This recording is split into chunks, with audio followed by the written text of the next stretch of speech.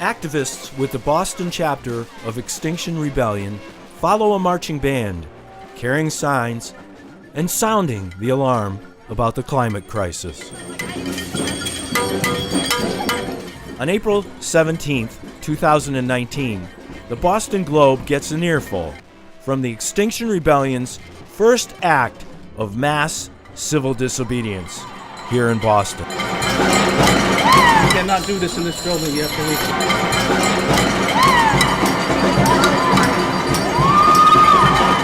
The media and the government need to tell the truth about the climate crisis. So for too long we've seen sort of distraction, misinformation, especially now from our government. In the shadow of the rebellion for American democracy, modern patriots rebel against climate breakdown and extinction. Many species are already gone forever. Many more will suffer under even the most optimistic predictions for our future. Extinction Rebellion is an international group operating out of over 80 cities around the world.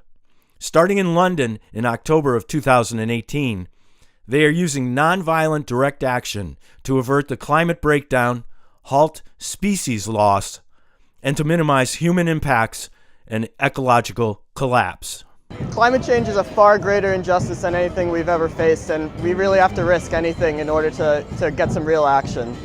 And some of these protesters are willing to get arrested. In London, hundreds have been arrested already.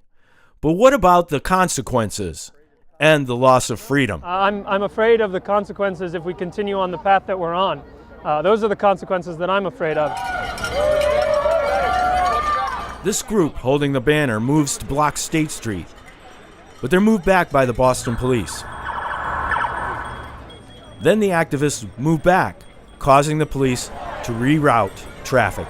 Everybody is really getting a lot more active across the board, and Extinction Rebellion is one part of a larger community that is ready to take other steps to force major institutions in our government to focus on global warming and make real substantive change. Thank you.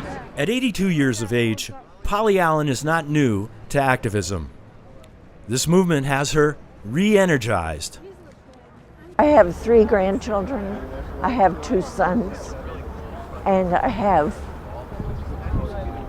friends, relations, and the human folks that I care about, which is everyone in the U.S. and throughout the world, on the islands that are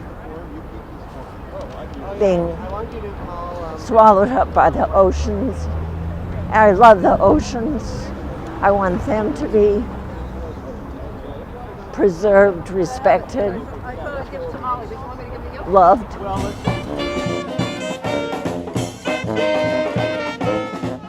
A movement based on love of the planet and all its species has, from their viewpoint, been forced to turn to drastic action. The drastic action is a radical change to our energy systems, moving away from coal and oil and natural gas into renewables.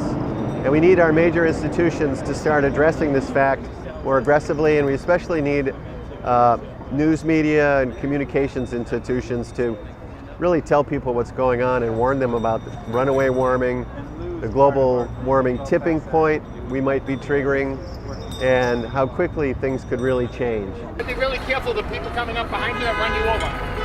We can't stop them. Okay? Tell the truth! Climate emergency! Tell the truth! Climate emergency! Here, Congress Street is blocked off for over a half hour.